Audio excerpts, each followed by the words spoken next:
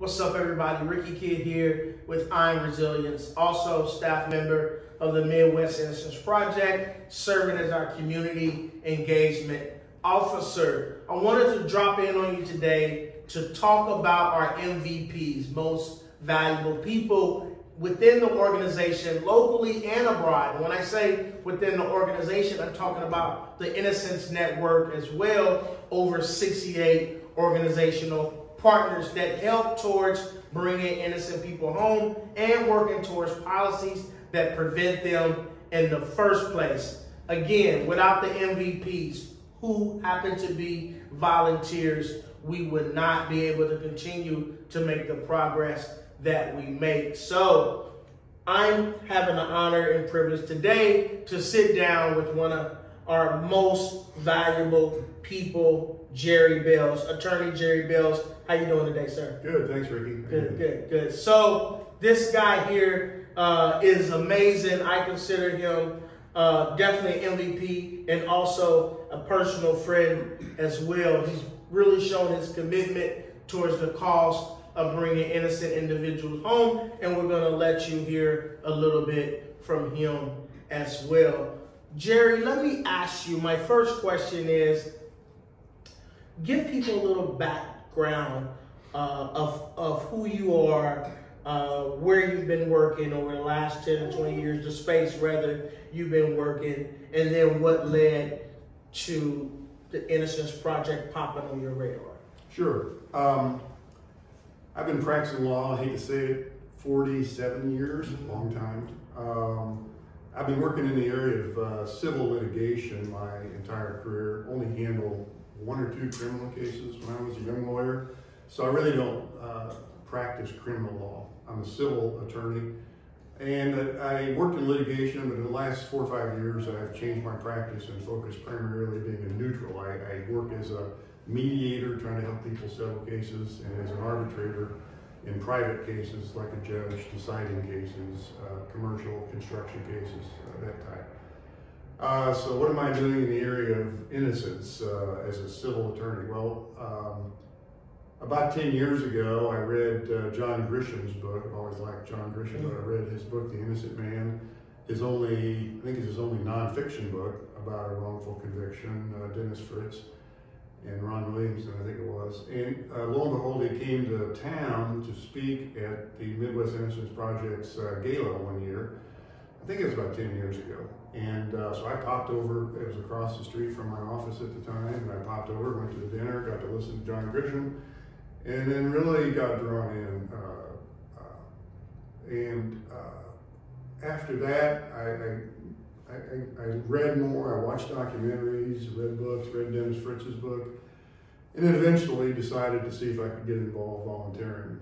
And so that's what drew me in. I tried to find a place where I could fit, even though I don't have the criminal defense knowledge, the criminal law knowledge, to where I could try to help the cause. So that's the background of who I am and how I got here. Yeah, pretty interesting and important, because I think sometimes there's a misunderstanding or misinterpretation that screeners or volunteers of friends of this work have to be in criminal justice space, but that's not necessarily the case. And I think how you became involved is so important for people to understand, because you too can become involved without having a criminal defense lawyer background or whatnot. I want to ask you this question. Why did you find it important to volunteer? Why did I find it important? That's a good question. I've got a fundamental belief that, you know, I've been blessed in my career, and I think I have an obligation to give back. And what better way than to do that in the legal system? Whether you're liberal or conservative, I think we all believe in law and order and having a good justice system. And when we put the wrong person behind bars, it's got to be corrected if it can be, if there's a way to do it. In part because the guilty person's still free to commit crimes, and nothing is worse than that, except for the innocent person having to spend the time in jail. And so I think it's a real honor to be involved in some manner in that process to try to do something for those that are just lingering in prison and when they're innocent. And my heart goes out to them. I guess I just have a bleeding heart for that cause, always have. And you know, when I hear about people like currently Kevin Strickland, yes, Lamar Johnson, people yes, like that, who even the prosecutors agree are innocent. They all agree they're innocent, they're still in jail, go figure. And so our system doesn't work very well to get them out, but I try to do a little bit to help advance that cause and to help those people who are wrongfully convicted. Yeah, you certainly have. You, to my knowledge, are one of the most active case screeners that the Midwest Innocence Project have. Tell the listening audience, how many cases have you screened since you began volunteering? I've been doing this for about 4 years. I've done 13 cases. I'm finishing up my 13th. And I mean, those generally, you can do them at your own pace. Usually, some of them have been pretty quick, unfortunately. And some of them I may take, you know, the average turnaround maybe a few months. So yeah, I've done 13, which involves, you know, reviewing transcripts and summarizing police reports, and you know, it's a lot of busy work in a way, detailed work. But I look at it in part, it's almost like reading a mystery novel, because you start off and you don't really know what the answer is. And sometimes I look to the end of the novel and read the closing arguments of the attorneys and say, okay, where did this end up? What were the final arguments? And then you start unwinding this thing to see where the holes are maybe, and what happened and why. So, and sometimes you don't really find out until the very end of your review. And I sleep on it, I think about it, and then try to come up with your thoughts and a recommendation to the Innocence Project about what they should or shouldn't do going forward. And for the record, this isn't just you hopping in on a case and discovering for yourself what you should or should not be looking at. You actually go through training, yes? Yeah. Midwest Innocence Project has a training process you go through, which I needed. I'm always still learning criminal law and procedure. They also have the Innocence Project. MIP also has a great deal of information, substantive information on their website about different issues. You know, fingerprinting, the flaws with that, and junk science, and witness identification, and all those things. And so, you know, I read those things, I absorb those things, and when I get into a given case, I may have to go to some of those resources, like on DNA. Sometimes I make a phone call, you know, to try to understand better. And so yeah, you have to get, if you're not in that area of law, you've got to get some help to understand that and not be afraid to reach out for it. And so you can help understand what you're reading and report and summarize what's before you. Yeah, one of the reasons why MVP month for us here at the Midwest Innocence Project, June, we've allocated that, or acknowledged that time of the year, or set aside this time of the year to recognize our MVPs. You are one of the top ones, again, in my opinion, because 13 case screens in 4 years. We give them each volunteer has up to a year, I believe, to complete one, right? It's designed to be at their leisure, and they have up to a year, if I'm not mistaken on that. I don't believe I am. And so to do 13 in 4 years, show your level of commitment and your compassion. Sometimes, of course, it doesn't take a year, like you said. You can see it real clearly. But again, 13 case screenings, that is a lot, Jerry. You are definitely an MVP. So let me ask you this. What has been the most rewarding part of that process? Well, the most rewarding part is trying to find that kernel of innocence and to use every ounce of your ability to bring it together and to pass that on to the Midwest Innocence Project, and hope that I've never yet been a part of, it's a slow process. You know, there's been 3 of my cases that have been advanced to the next level of investigation. So it's going to be a while before I find out what happens. I long for the opportunity to be part of a case from the ground up where somebody is eventually exonerated.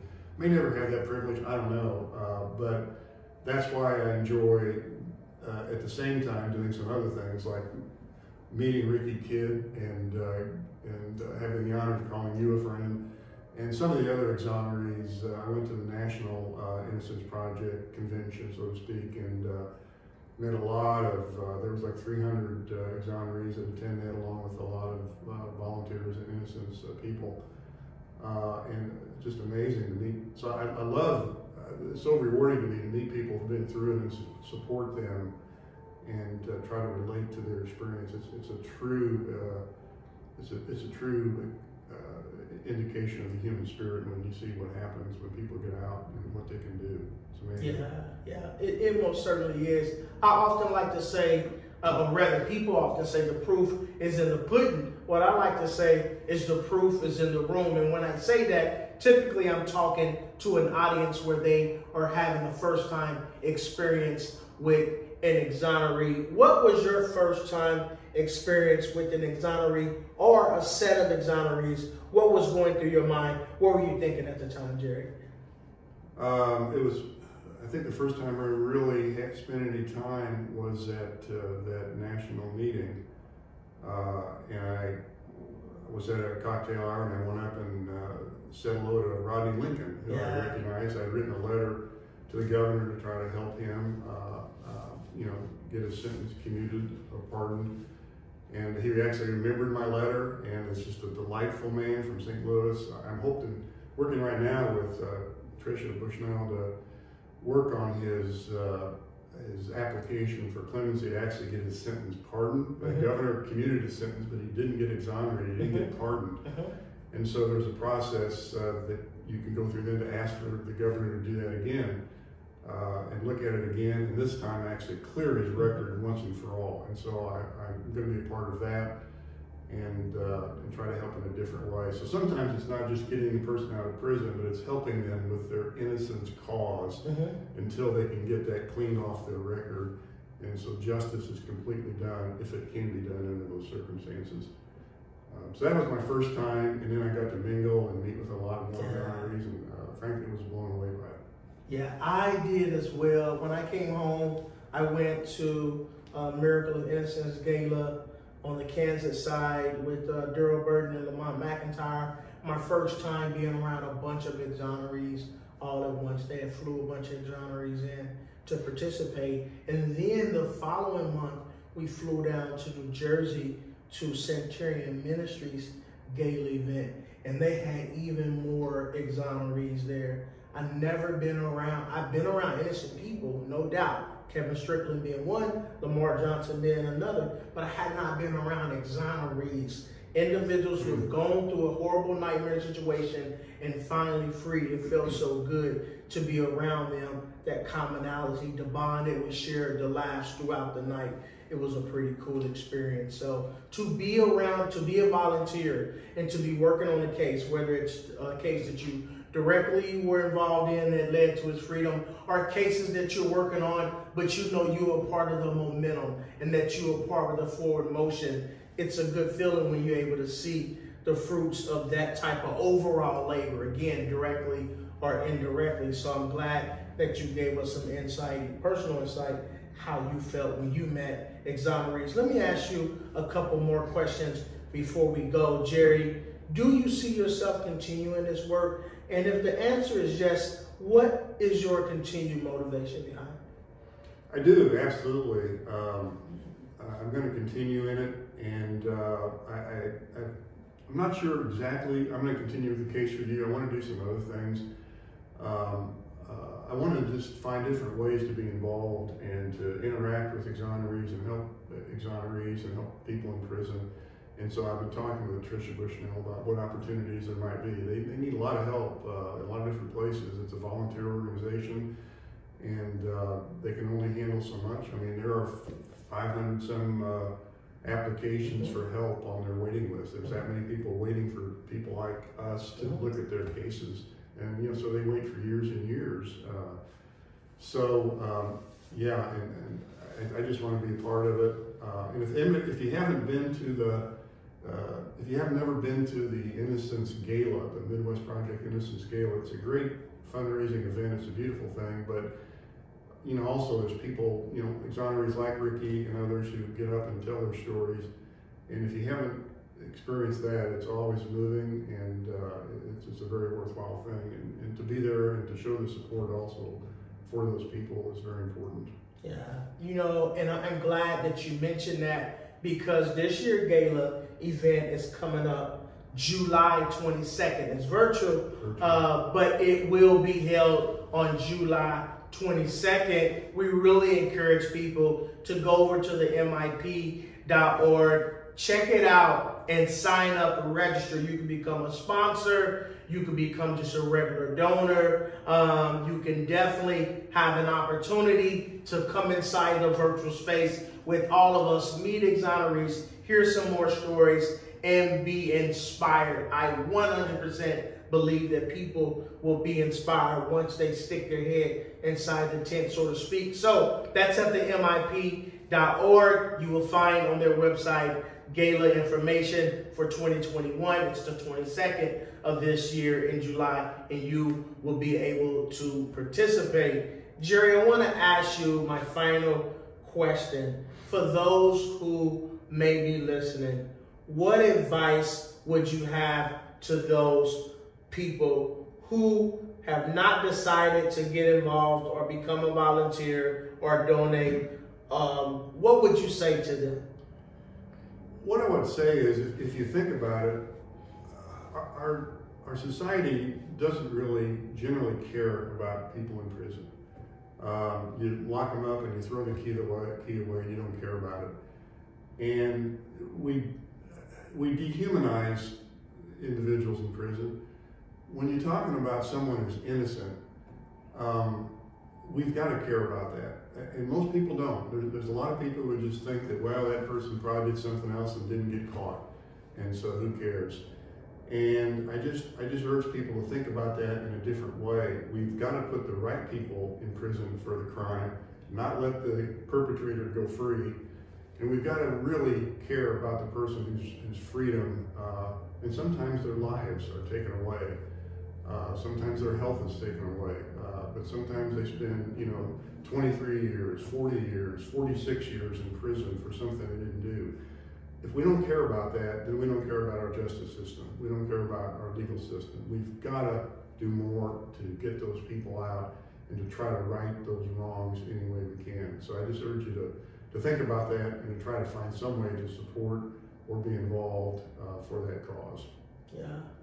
There you have it, everybody. Jerry Bales, seasoned attorney, been doing this work for many years, been one of the Midwest Innocence Project top MVPs, over 13 cases screened in a 4-year period span. Thank you so much for taking the time to sit down with me today.